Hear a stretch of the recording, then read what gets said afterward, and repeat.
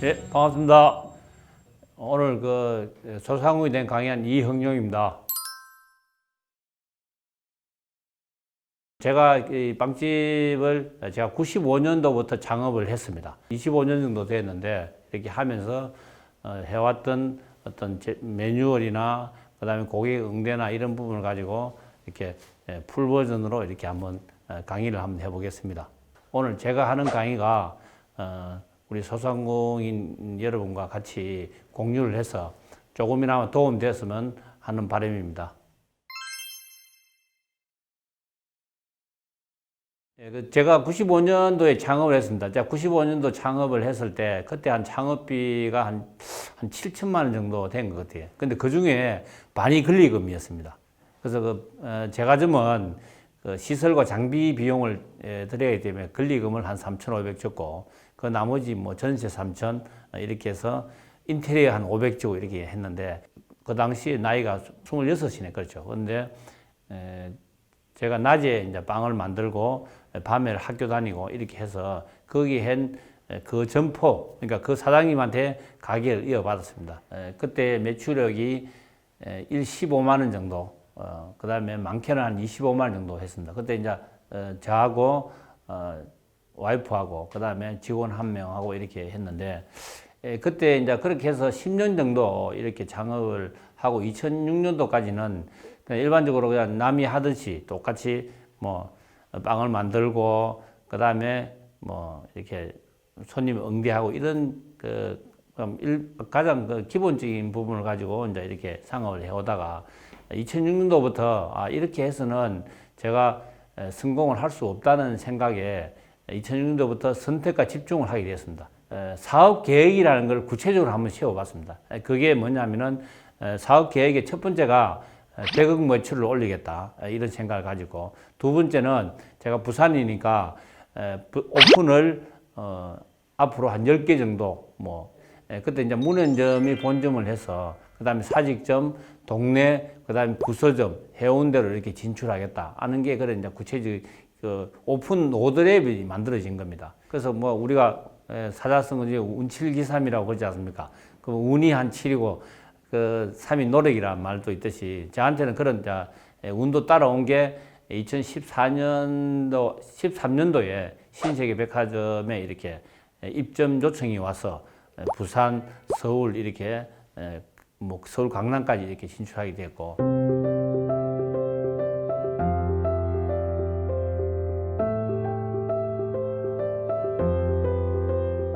그렇게 했으면서 가장 이제 어려웠던 게 이제 빵을 만들고 뭐 이렇게 하는 게 어려운 게 아니고 직원들하고 어떤 그렇게 단합할 수 있는 같은 소통할 수 있는 이런 부분에 대해서 제가 부족한 점을 많이 느끼고 이렇게 또 다시 이제 대학에 편입해서 뭐 경영을 공부를 한다든지 뭐 조금 인문학을 공부를 한다든지 이렇게 해서 좀 그런 소통을 더 잘 할 수 있는 계기가 됐지 않나 이렇게 생각을 했습니다. 그래서 이제 매출을 어떻게 상승할 거냐에 생각을 했을 때, 그냥 저는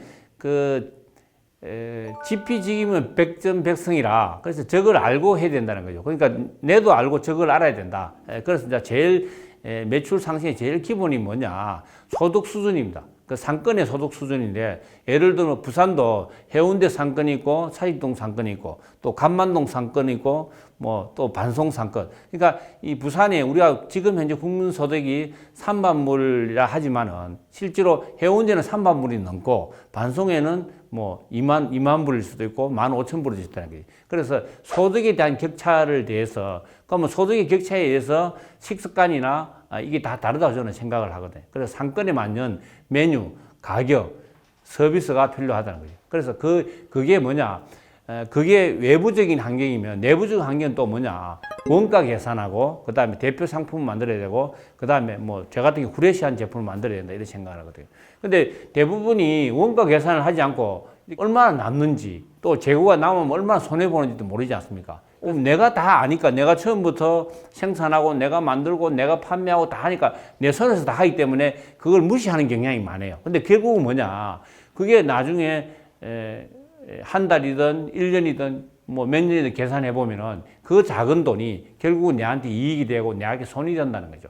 그런 부분을 생각했을 때는 조금 원가가 분명히 있어야 된다는 것을 생각합니다. 그래서 매출 상승에 제 첫 번째는 저는 객단가라 생각합니다.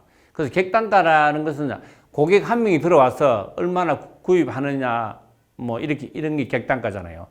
이영용 과자점에서도 뭐 백화점 같은 데는 객단가가 많으면은 또 뭐 사직동 같은 이런 소득순이 좀 있는 데는 객단가가 17,000원, 18,000원이 됩니다. 결국은 객단가가 한 2배 정도 차이 난다는 거죠. 그래서 아마 여러분들도 그럼 객단가를 높이려고 그러면은 뭐 메뉴 가격을 높이냐? 또 그런 방법도 있지만은 다양한 메뉴를 위해서 또 추천해서 사이드 메뉴도 만들어내는 것도 중요하지 않다 저는 생각을 하거든요. 그 다음에 고객수, 고객수를 어떻게 늘릴 거냐? 대부분이 이제 고객수를 늘리는 방법이 가장 쉽게 하는 방법이에요. 20% 행사한다, 30% 행사한다, 50% 행사한다, 쿠폰 날린다. 이게 가장 쉬운 방법이에요. 그러나 이 행사가 끝난 이후에 그 고객에 대한 반응을 생각했을 때 그건 단순해요.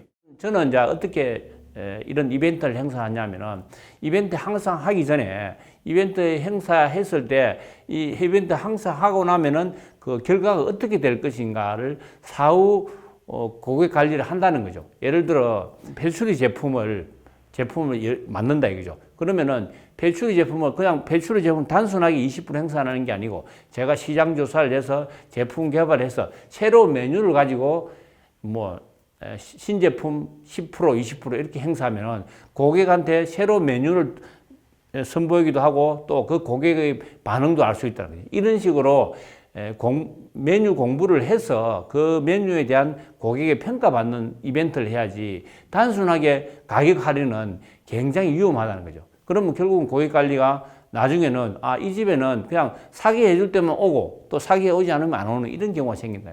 그래서 굉장히 이벤트 행사를 할 때는 항상 메뉴 공부를 해서 새 메뉴를 해서 고객에게 변화하는 과정이 할 필요성이 있지 않느냐 그렇게 생각합니다. 그 다음에 그 시장조사라는 말이 왜 나오냐면은 내가 잘하고 있는지 내가 못하고 있는지 또 옆에 경쟁상권이 잘하고 있는지 이런 부분에 대해서는 대부분 그냥 내 것 내가 잘하면 되지 이런 생각을 가지고 있다는 거지. 그럼 어떻게 되냐? 그러면 내가 최고라는 거죠. 그런데 실제로 저희들이 하고 있는 게 뭐냐면은 고객이 와야 판매하는 거잖아요. 근데 고객을 판매하는데 내 메뉴가 최고다 생각을 해보세요. 그러면 결국은 음식이라는 게 계속적으로 변화가 일어나는 거죠. 왜? 고객이라는 것은 내 집에 오라는 법이 없잖아요. 메뉴의 시대의 변화에 쫓아가지 못하면은 결국은 안 된다는 거죠.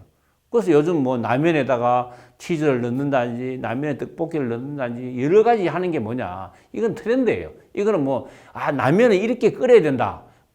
스프만 넣고 끓여야 된다. 이런 건 내 생각이라는 거지. 근데 고객의 트렌드에 맞게 우리가 어쨌든 변화하지 않으면은 어렵다는 거죠. 이렇게 마무리를 한번 해보겠습니다. 하루하루 힘들다 보니까 그냥 큰 목적과 목표 없이 이렇게 쭉 가게를 하지 않습니까? 그렇게 하다가 제가 한 10년 정도를 선택과 집중을 계획을 세워서 했을 때에 100억 목표를 세워서 그걸 달성했고 이렇게 했을 때 그때에 대한 성취감. 결국은 우리가 하루하루에 이렇게 막 힘들고 이렇게 하는 거기에 생활에 익숙해지면은 나중에 습관은 된다는 거죠. 그럼 결국은 뭐냐? 발전이 없다는 거죠. 그래서 한번 액티브하게 선택과 집중을 꼭 해야 된다. 그게 이제 저는 2006년도부터 2016년도까지 10년을 구체적으로 계획해서 이렇게 제가 원하는 목표를 달성을 했습니다.